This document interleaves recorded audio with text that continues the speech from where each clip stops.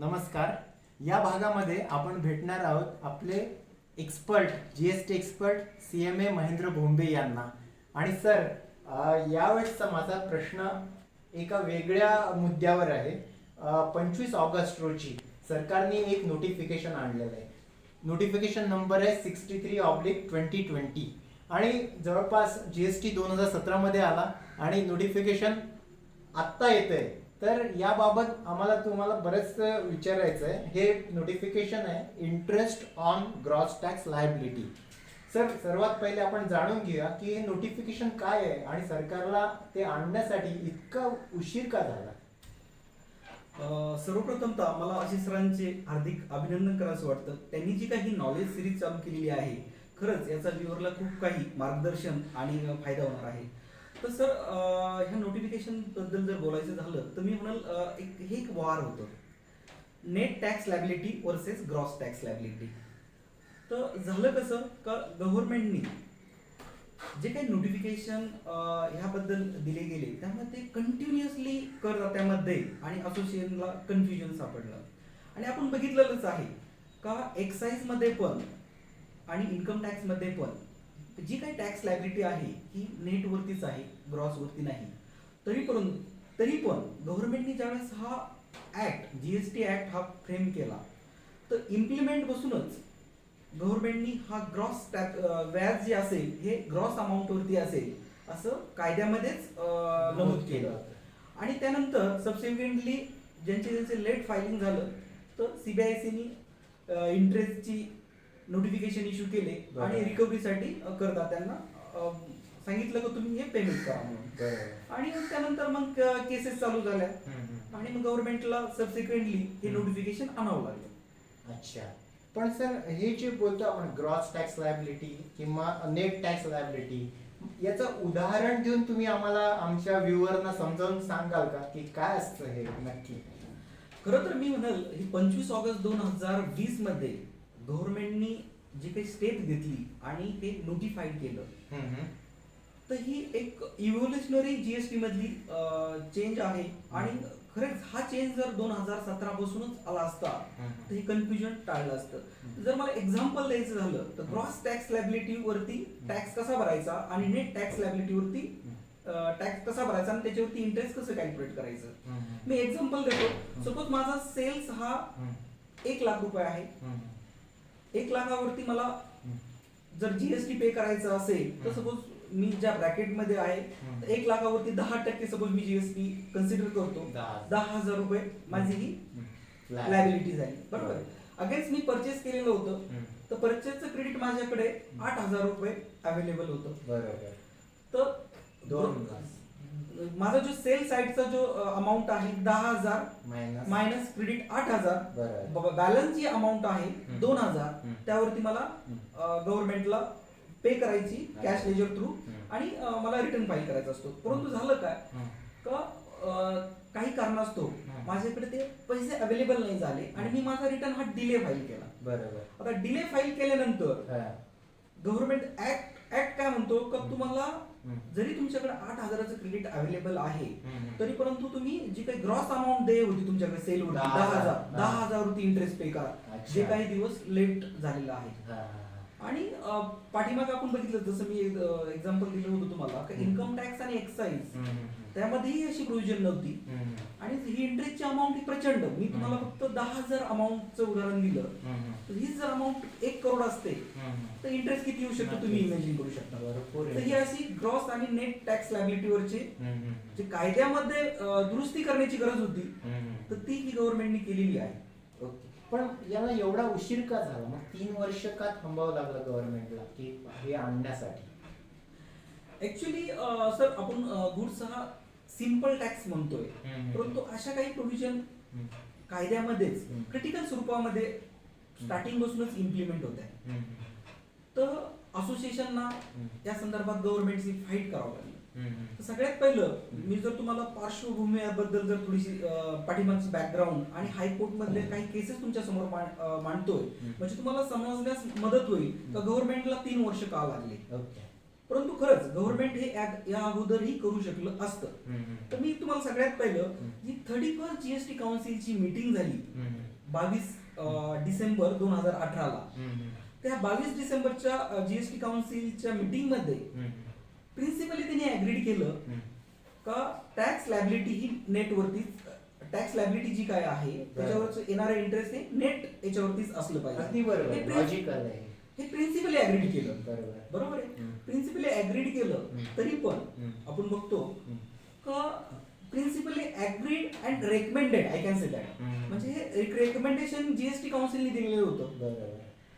त्यानंतर 2018 नंतर सीबीआयसीनी करदात्यांना नोटीसी इश्यू चालू केलं का नाही, कायदा जे म्हणतोय विल गो विथ द कायदा काय म्हणायचा, ग्रॉस ग्रॉस. आणि त्याच्यामध्ये मी सगळी पहिली जर केस तुमच्या समोर मांडायची ठरली तर मेघना engineering and infrastructure limited, Telangana हायकोर्टमध्ये ह्या कंपनीने केस फाईल केली का त्यांनी असं सांगितलं का ऑलरेडी जीएसटी काउन्सिलने डिसिजन आणि रेकमेंडेशन दिलेलं आहे, हा नेट टॅक्स लायबिलिटीवरती जे व्याज आहे ते असायला पाहिजे. तरी पण सीबीआयसी कडून आम्हाला नोटीस येतात आहे तुम्ही क्रॉस वरती करा. त्याच्यामध्ये हायकोर्टनी जो काही निर्णय दिला हा खूप काही महत्वाचा निर्णय होता जाणून घेणं. तर कोर्टाने असं सांगितलं की कायद्यामध्ये जी प्रोव्हिजन केलेली आहे ती ग्रॉस बेसिस वरती केलेली आहे आणि रेकमेंडेशन जरी काउन्सिलनं दिलं तरी पण ते ह्या डिसिजनसाठी आम्ही ग्राह्य धरू शकणार नाही. परंतु जर जीएसटी काउन्सिल हे रेकमेंड करत असेल तर त्यांनी ही कायद्यामध्ये अमेंडमेंट करण्याची गरज आहे. बरोबर.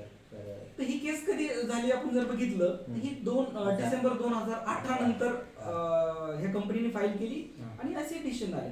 त्यानंतर आपण सरळच बघायला आपल्याला मिळतात ते नंबर ऑफ सीबीआयसीने नोटीस पाठवल्या आणि एक आपण न्यूज पण टाइम्स ऑफ इंडियाला वाचली का government 46,000 crore interest gross tax liability मुळे गव्हर्नमेंटला मिळणार आहे.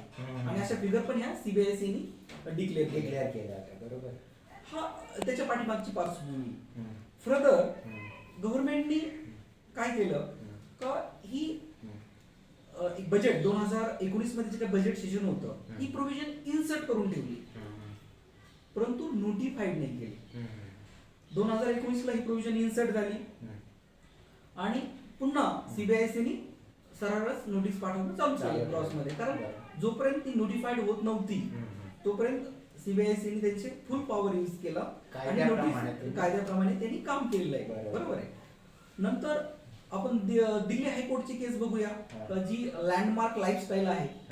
हायकोर्टनी त्यामध्ये दिल्ली हायकोर्टने असं जजमेंट दिलं का याच्यावरती तुम्हाला जोपर्यंत ही अमेंडमेंट होत नाही तोपर्यंत याच्यावरती स्टे असेल आणि अशी इंटरेस्टची तुम्हाला ऑर्डर काढता येणार नाही. ओके. त्याच्यानंतर फर्दर गुजरात हायकोर्टचं पण अशीच डिसिजन आली तर तुम्हाला जे काय आहे ग्रॉस वरती हे लावता येणार नाही आणि ह्याच्या काही नोटीस इश्यू करण्यात येत होत्या ह्या सेक्शन 73 आणि 74 खाली येत होत्या. ओके. आणि गव्हर्नमेंटनी याच्यामध्ये कोर्टनी यापुढेही जाऊन असं सांगितलं का हे सेक्शन तुम्ही यूज पण करू शकत नाही नोटीस सर्व करण्यासाठी. ते असे सविस्तर याच्यामध्ये भरपूर काही केसेस फाईल होत गेल्या अगेन्स्ट जे काही लॉ वरतीच क्वेश्चन रेज झाले का लॉ मध्येच दुरुस्तीची गरज आहे. परंतु ज्यावेळेस गव्हर्नमेंट 31st काउन्सिलच्या मीटिंग मध्ये प्रोव्हिजन इन्सर्ट करू शकतं 2019 मध्ये आणि 1 वर्षानंतर आज नोटिफाय करतं तर हे खरं तर खूप म्हणजे मी म्हणेल का टॅक्स पेअरच्या ट्रस्टच्या दृष्टिकोनातून खूप चुकीची गव्हर्नमेंटची डिसिजन आहे. जर आपण सिंपल टॅक्स म्हणत असेल तर ह्याच्या काही त्रुटी जेव्हा लक्षात आल्या मिळतात त्यावेळेस त्याच्यावरती प्रॉम्प्टली ऍक्शन घ्यायला पाहिजे. आणि हा एक खरंच म्हणजे जसं बघितलं तर जीएसटी हा खूप काही सिम्प्लिफाईड टॅक्स आहे परंतु अशा प्रोव्हिजन मुळे हा एक क्रिटिकल बनत चाललेला आहे आणि टॅक्स पेअरचा व्ह्यू हा ट्रस्ट वरती न होता ते त्याच्याकडे वेगळ्या व्ह्यू न बघतात आहे. त्यानंतर सर पुढे मी पुढची केस तुम्हाला सांगू इच्छितो कारण तुम्ही विचारत होते का हे का भाग पडलं. बरोबर. तर ऍक्च्युअली सर ज्यावेळेस ह्या न्यूज पेपर मध्ये 46,000 करोड व्याज गव्हर्नमेंटला यायचं आहे असं डिक्लेअर झालं आणि सीबीआयसीने ट्विट चालू केलं का नाही आता तुम्हाला विदाऊट हा, तुम्हाला नोटीस देता तुम्हाला ही रिकव्हरी तुमच्यावरती येणार. येणार आहे. बरोबर. आणि टॅक्स पेयर एकदम घाबरले या गोष्टीमध्ये. बऱ्याच टॅक्स पेयरनी इंटरेस्ट पण ग्रॉस वरती पे केलेलं दिसतं आपल्याला या बरोबर. ठराविक पिरियड मध्ये. बरोबर. त्यानंतर मी म्हणेल का खरंच टॅक्स जसं म्हणतो आपल्याला ज्यावेळेस आपल्याकडे कसलाच सहारा नसतो, आपण जशी देवाची हे घेतो तसंच आपल्याला प्रार्थना करत असतो. आपल्याला महादेव पावला. होय. महादेव कसा पावला? महादेव कन्स्ट्रक्शनची महादेव म्हणून एक कंपनी आहे. हा, तर महादेव कन्स्ट्रक्शन कंपनीच्या याच्यामध्ये गव्हर्नमेंटने असं म्हटलं का तुम्हाला ही नेट टॅक्स लायबिलिटीवरतीच हे करायला पाहिजे हा, आणि सेक्शन 73 आणि 74 वापरताच येणार नाही. बरोबर. बरोबर. त्यानंतर फर्दर पुढे जाऊन गव्हर्नमेंटने असंही सांगितलं का 73 हा रिकव्हरीचा सेक्शन सुद्धा तुम्ही ह्या जजमेंट मध्ये हायकोर्टने असा पण निर्णय दिला की हा सेक्शन पण तुम्ही युज करू शकणार नाही. बरोबर. तर ही अशी सविस्तर 3 वर्षामध्ये इव्होल्युशन होत गेले, केस लॉज बनत गेल्या आणि सडनली गव्हर्नमेंटला रिअलाइज झालं का आता ही नोटिफाय करण्याची आहे आणि 25 ऑगस्टला गव्हर्नमेंटनी हे म्हणजे प्रॉस्पेक्टिव्ह अमेंडमेंट केली. आता ओके. तर तुम्हाला ही नेट टॅक्स लायबिलिटीवरतीच इंटरेस्ट देण्याचं आहे आणि ते पण 1 सप्टेंबर 2020 पासून. ओके.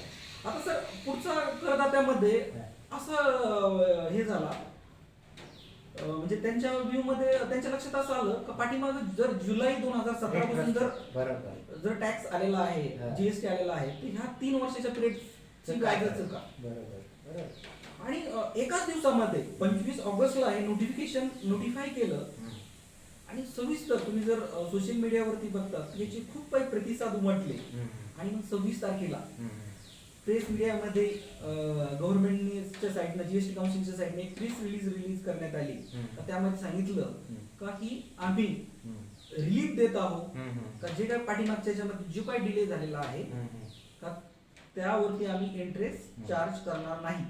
परंतु 1 सप्टेंबर 2020 नंतर नेट टॅक्स लायबिलिटी वरती इंटरेस्ट चार्ज केले. ओके. म्हणजे रिट्रोस्पेक्टिव्ह इफेक्ट पण आहे याचा. मागे जाऊन जो इंटरेस्ट पे झालेला आहे ग्रॉसवर, ओके, तर तो पण सरकार कन्सिडर करते की तो पण तुम्हाला आता वेवर ऑफ केलं सर ऍक्च्युली जुलै 2017 ते 20. म्हणजे 1 सप्टेंबर नंतर हा राहील, पण 1 सप्टेंबरच्या अगोदर तुमचा आहे गव्हर्नमेंटने तुम्हाला स्पेशल रिलीफ दिलेली आहे. आणि आता खरंच हा करदात्यांना खूप मोठा बेनिफिट होणार आहे. तर त्यांनी जे काही लेट रिटर्न फाईल केले असतील, बरोबर आहे का, त्याची त्यांना रिलीफ मिळालेली आहे.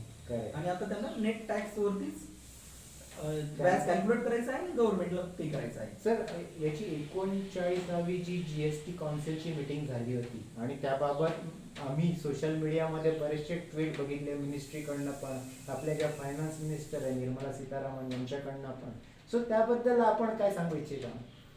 सर जीएसटी काउन्सिलची जी मीटिंग झाली 39वी त्यामध्ये जीएसटी काउन्सिलने प्रिन्सिपली अप्रूव्ह केलं का नेट टॅक्स लायबिलिटीवरती असायला पाहिजे. त्याच्यानंतर आपल्या फायनान्स मिनिस्टर जे आहे का सोशल मीडियामध्ये त्यांनी येऊन सांगितलं का ही रेट्रोस्पेक्टिव्ह असणार आहे. म्हणजे काय का जी काही अमेंडमेंट होणार आहे तर ती 2017 पासून होणार आहे. बरोबर. आणि आता आपण बघतोय का जे नोटिफिकेशन आलं म्हणजे साधारणतः 1 ऑगस्ट 2019च्या आसपास ही त्यांची 39वी मीटिंग झालेली होती. आज 25 ऑगस्टला त्यांनी नोटिफाय केली. तर ह्या 1 वर्षाच्या कालावधीमध्ये आपण जर बघतो तर जे मीडियामध्ये त्यांनी काही जे काही वक्तव्य केले का हे रेट्रोस्पेक्टिव्ह असेल आणि नोटिफाय करताना आपल्याला बघायला मिळतं की हे प्रॉस्पेक्टिव्ह आहे. करेक्ट. असा हा एक गॅप आपल्याला बघायला मिळतोय. त्यामध्ये करदात्यांच्या ट्रस्ट मध्ये गव्हर्नमेंट बद्दल व्ह्यू म्हणजे कन्फ्युजन क्रिएट होत आहे. तर आज आपण जाणून घेतलेलं आहे की ही जी ग्रॉस टॅक्स लायबिलिटी आणि नेट टॅक्स लायबिलिटी आणि कसा फरक पडत गेला आणि कसं आता हे नोटिफिकेशन आलंय, जे की खूप काही आता क्लॅरिटी आपल्या डोक्यामध्ये आलेली असेल याच्याबद्दल, जीएसटीच्या याच्याबद्दल. सर तुमचं मी खूप आभार मानतो.